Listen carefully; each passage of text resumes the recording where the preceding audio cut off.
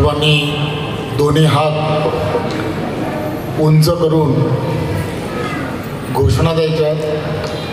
भारत माता की, भारत माता की, वंदे वंदे. भारतीय जनता पार्टीचा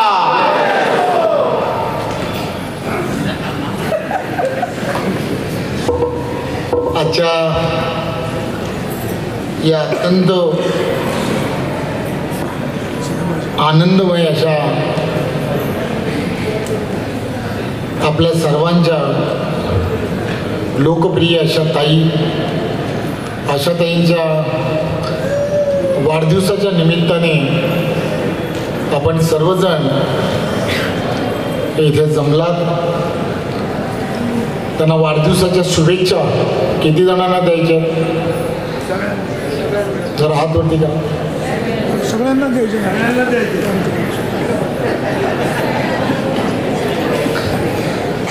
ते पाठी पण बघणं गरजेचं आहे ना, नाहीतर असं म्हणतात तुम लढो हम कपडा संभालते. त्यामुळे समोर पाठी सर्वांना वाढदिवसाच्या शुभेच्छा द्यायच्या आहेत. तर ताईनं वाढदिवसाच्या शुभेच्छा काय दिल्या पाहिजे? जरा जोरात ओढून सांगाव. मला ऐकायला कमी येते. हा काम नाही.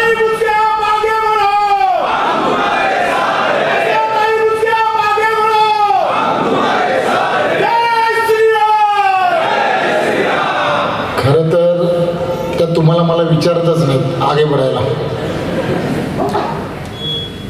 तुम्हाला त्यांना काय करायला पाहिजे, त्यांना वाढदिवसाची काय भेट दिली पाहिजे ते जरा मला सांगितलं तर बरं आहे. ताईंना आमदार करायचं आहे. तुम्हाला करायचं आहे? अजून किती जणांना करायचं आहे? असं तर सांगा. लाजता कशाला मला ते कळलं नाही. ताई बघा, एवढ्या जणांना करायचं आहे, आता मी कशाला कमी पडू?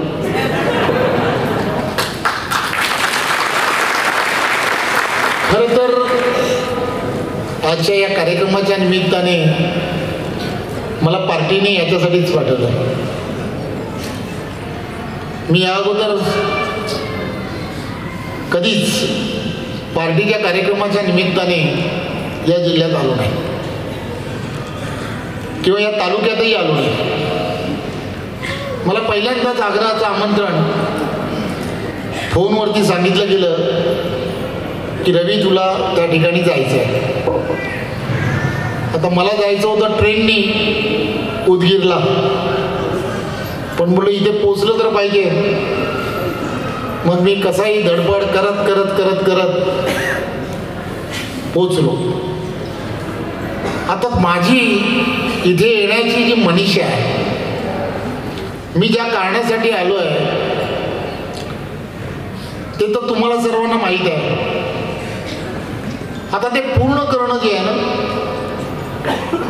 हे सगळं तुमच्याच हातात आहे. आणि हे करण्यासाठी व्यासपीठावरील सर्वजण आणि गावागावामधील असणारा प्रत्येक जण,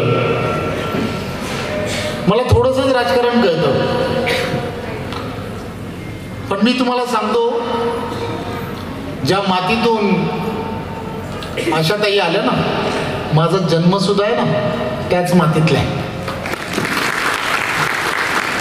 ज्या ईशान्य मुंबई मतदारसंघातून आशाताई तिथून जयंतीबेन यांच्याबरोबर काम करणाऱ्या कार्यकर्ता म्हणून काम करायच्या, त्या ठिकाणी मी शाळेत असताना संघाचा स्वयंसेवक म्हणून शाळेतल्या सगळ्या विद्यार्थ्यांना, आता काही स्लिप लिहिणं आहे ना, आता लिहायची वेळ येत नाही, त्यावेळेला मी स्लिप लिहायचो. सगळी 2000 मुलं एकत्र करायचो आणि हे सगळ्या स्लिप लिहायचं काम मला द्यायचं. अक्षर थोडंसं चांगलं होतं, त्यामुळे सगळीजणं तारीफ करायची, तुझं अक्षर फार छान आहे, फार छान आहे, आणि मग आम्हाला ते लिहायला सांगायचं. आणि त्यानंतरच्या काळामध्ये प्रमोदजींनी असं सांगितलं की रवी तू आता भारतीय जनता पार्टीचं काम करायला सुरू कर. प्रमोदजींनी सांगितलं आणि मी कामाला सुरुवात केली. ज्या दिवशी कामाला सुरुवात केली तेव्हापासून एकच गोष्ट लक्षात ठेवली होती की भारतीय जनता पार्टी ज्या ठिकाणी भारतीय जनता पार्टी पक्षाला आणि संघटनेला ज्या ठिकाणी आवश्यकता आहे त्या ठिकाणी जाऊन काम करेल आणि मग त्या ठिकाणी काम करण्याची संधी पार्टीने वेळच्या वेळी दिली. आणि मला सांगायला आनंद होतो की आदरणीय देवेंद्रजीच्या नेतृत्वामध्ये आमच्यासारख्या सर्व कार्यकर्त्यांना की आज सर्व ठिकाणी तुम्ही पाहता एक कार्यकर्ता आणि कार्यकर्त्याला नेता बनवण्याची जी क्षमता आहे ही फक्त ना फक्त देवेंद्र फडणवीस यांच्या व्यतिरिक्त कोणाकडेच नाही. त्यामुळे अशातही तुम्ही चिंताच करू नका. देवेंद्रजींनी ठरवलंय याचा अर्थ त्या सर्व गोष्टी सुरळीत होतील. तुम्हाला तर माहीत आहे 2019ला शिवसेना भारतीय जनता पार्टी युतीमध्ये आम्ही निवडणुका लढलो आणि निवडणुका लढल्यानंतर स्पष्ट बहुमत मिळूनही आम्ही सत्तेपासून थोडेसे लांब गेलो. परंतु तेव्हाही आदरणीय देवेंद्रजींच्या नेतृत्वामध्ये आम्ही सर्वजण अतिशय ताकदीने संघर्ष करत राहिलो. संपूर्ण महाराष्ट्राने नाही तर देशाने पाहिलं देवेंद्रजींनी केलेला संघर्षही पाहिला आणि देवेंद्रजींनी ज्यांनी आमच्याशी जे चुकीचं काम केलं त्यांची झालेली दशाही तुम्ही आम्ही सर्वजण आज पाहताय. त्यामुळे या सगळ्या गोष्टी तुमच्या आमच्या समोर आहे. हे करत असताना जे जे आवश्यक आहे ते राजकारणामध्ये चढ उतार हे नेहमीच असतात.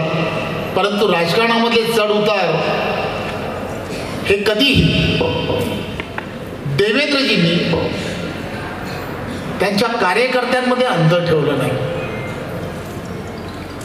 कार्यकर्ता आणि कार्यकर्त्यासाठी ते झटत राहिले, त्यांच्या पाठीशी खंबीरपणे उभे राहिले.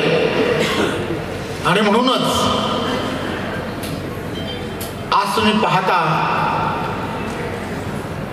संपूर्ण महाराष्ट्र एक वेगळ्या दिशेला जाताना तुम्हाला आम्हाला सर्वांना दिसतोय. सार्वजनिक बांधकाम विभागाच्या माध्यमातून मला काम करण्याची संधी मिळाली. की सार्वजनिक बांधकाम विभागाचं काम करत असताना या प्रभागामध्ये किंवा या संपूर्ण महाराष्ट्रामध्ये तर अनेक विषय मी मार्गी लावण्याचा प्रयत्न केला. परंतु या भागामध्ये एडीबीच्या माध्यमातून एशियन डेव्हलपमेंट बँकेच्या माध्यमातून सुद्धा एक मोठा रस्ता जुन्नर हापूसबाग ते बोरी निमगाव या रस्त्याला सुद्धा मंजुरी देण्याचं काम झालंय. जवळजवळ 700 कोटीपेक्षा जास्त निधी या भागांमध्ये देण्याचं काम झालं. मी सहजपणे सार्वजनिक विभागाच्या म्हणजे अधिकाऱ्यांना विचारलं की इथे कोणतं महत्वाचं काम केलं गेलं, तर त्यांनी मला सांगितलं की जुन्नरमध्ये किंवा या सर्व भागांमध्ये कोल्हे मळा ज्या ठिकाणी आहे या कोल्हे मळामध्ये गेली अनेक वर्ष रखडलेला जो रस्ता होता या रस्त्याला भूसंपादनासाठी आणि कामासाठी रस्त्याचा जो निधी आवश्यक होता 25 कोटी रुपये हा देण्याचं काम झालं. पुढचा झाला रस्ता, पाठचा झाला नव्हता आणि मधलंच सगळं बाकी होतं. ताईंनी मला त्या रस्त्याने सुद्धा नेलं. ताई हुशार आहेत. हाच तो रस्ता आहे म्हणून दाखवला. त्या गाडीतूनच दाखवला. नशीब मला चालत तिथून नेलं नाही. रस्त्याची दुरावस्था ती होती ती मी स्वतः पाहिली. या सर्व विषयाच्या व्यतिरिक्त जुन्नरमधलं असणारं प्रशासकीय इमारत, याला सुद्धा जवळजवळ 37 कोटी रुपये हे देण्याचं काम झालं. अनेक विषय मार्गस्थ करण्याचं काम सार्वजनिक विभागाच्या माध्यमातून केलं गेलं. राजकारणामध्ये काय होईल आणि काय नाही मला माहीत नाही, परंतु 2024 हे तुम्हा आम्हा सर्वांसाठी अत्यंत महत्वाचं आहे. 2024 हे तुम्हा आम्हासाठी यासाठी महत्वाचं आहे की आपल्या सर्वांना माहीत आहे की लोकसभेच्या निवडणुका 2024लाच होणार आहेत. विधानसभेच्या निवडणुका सुद्धा 2024लाच होणार आहेत. संपूर्ण देशामध्ये आणि विशेष करून महाराष्ट्रामध्ये द्विधा मनस्थिती आहे. या द्विधा मनस्थितीमध्ये असणारा सर्व कार्यकर्ता आणि या कार्यकर्त्याने कोणत्या दिशेने जायला हवं तर लक्ष बघून चालणं हे अत्यंत गरजेचं आहे. आणि लक्ष एवढं सोपं आहे की तुम्हाला आम्हाला सर्वांना येणाऱ्या काळामध्ये सशक्त भारत बनवण्याची जी प्रक्रिया आहे त्या प्रक्रियेच्या दिशेने जायचं आहे. आणि जर सशक्त भारत जर तुम्हाला आम्हाला सर्वांना जर बनवायचं असेल तर सशक्त भाजपा करणं याच्याशिवाय दुसरा कोणताही पर्याय नाही. आणि मग त्यासाठी काय करावं लागतं तर तुम्हाला आम्हाला सर्वांना एका विचाराने चालण्याची गरज आहे. तुम्हाला आम्हाला सर्वांना त्याच दिशेने जाण्याची गरज आहे. प्रत्येक गावातील असणाऱ्या सरपंचाला एकदा कधीतरी त्यांनी विचार करण्याची गरज आहे की 2014च्या अगोदरचा काळ आठवला पाहिजे. हा 2014च्या अगोदरचा काळ काय होता. पंतप्रधान नरेंद्र मोदीजी पंतप्रधान होण्याच्या अगोदरचा काळ काय होता. गावामध्ये कोणतंही काम करायचं जर असेल तर तुटपुंजा निधी हे गावाचं चित्र होतं. परंतु पंतप्रधान झाल्या नरेंद्र मोदीजींनी काय केलं तर नरेंद्र मोदीजींनी 14 वित्त आयोगाचे पैसे हे डायरेक्ट मध्ये कोणीही दलाल नाही, कोणीही अधिकारी नाही, डायरेक्ट पैसे जे आहेत ते डायरेक्ट पैसे हे त्या ग्रामपंचायतीला द्यायला सुरुवात झाली.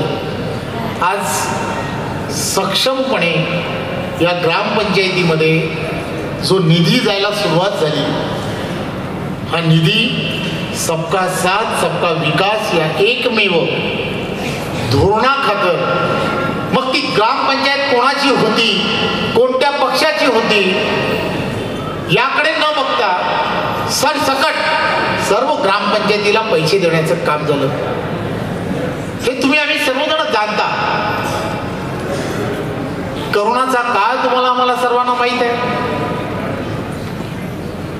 ताईंनी तर या करोनाच्या काळामध्ये तुम्हा सर्वांसाठी जे केलं ते तर तुम्हाला सर्वांना माहीत आहे.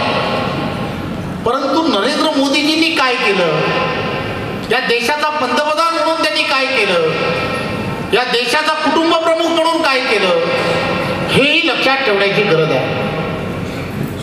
हा देश आणि विदेशाची असणारी जगाची परिस्थिती लक्षात घ्या. आपण सर्वजण त्यावेळेला टीव्हीवरती पाहायचो. बाजूचा असणारा देश पाकिस्तान असेल, बांगलादेश असेल, चीन असेल, श्रीलंका असेल, या सर्व देशांमध्ये करोनामुळे भूकमारी, लोकांना खायला अन्न नव्हतं. परंतु आदरणीय पंतप्रधान नरेंद्र मोदीजींनी फक्त देशामध्ये भारतीय जनता पार्टीच्या प्रत्येक कार्यकर्त्याला, मग आशाताईपासून प्रत्येकाला, इथल्या असणाऱ्या प्रत्येक कार्यकर्त्याने तुमच्याकडे काय आहे ते लोकांपर्यंत पोहोचवा. सरकारकडे काय आहे, सरकार मायबाप म्हणून काय करू शकतं. आणि म्हणून संपूर्ण देशामध्ये जवळजवळ 80 कोटी लोकांना मोफत धान्य, एकही व्यक्ती भुकेविना राहू शकला नाही. प्रत्येकाला त्याच्या पोटाला लागणारी पोटाची खळगी भरण्यासाठी या पंतप्रधानांनी त्याला घरपोच धान्य पोचवलं. एवढ्यावरतीच थांबले नाही. पूर्ण देशाची असणारी परिस्थिती लक्षात घेता आरोग्याची व्यवस्था चांगली नव्हती. आपल्याला सर्वांना माहीत आहे. मास्क, पीपीई किट या सगळ्या गोष्टी त्याचं निर्माण केलं. तुम्ही आम्ही सर्वजण जो श्वास घेतोय, तुम्ही आम्ही सर्वजण जे आज जीवन जगतोय, हे आदरणीय पंतप्रधान नरेंद्र मोदीजींनी या देशामध्ये जर लस निर्माणच केली नसती आणि निर्माण केलेली लस ही या देशातील प्रत्येक गरीबातल्या गरीबाला आणि श्रीमंताला मोफत दिली नसती तर आज काय परिस्थिती असती. तुम्ही आम्ही सर्वजण आज आशाताईंचा वाढदिवस सुद्धा साजरा करू शकलो नसतो. हे आपण सर्वांनी लक्षात घेतलं पाहिजे.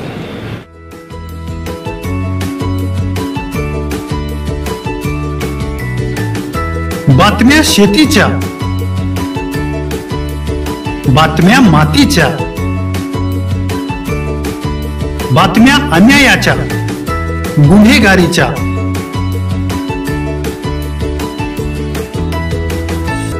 राजकारणाच्या आणि समाजकारणाच्या, शोषणाविरुद्ध बुलंद आवाज, जनसामान्यांच्या हुंकाराची गाज, सत्कार्याला प्रोत्साहन, दुष्कृत्याला अनुशासन,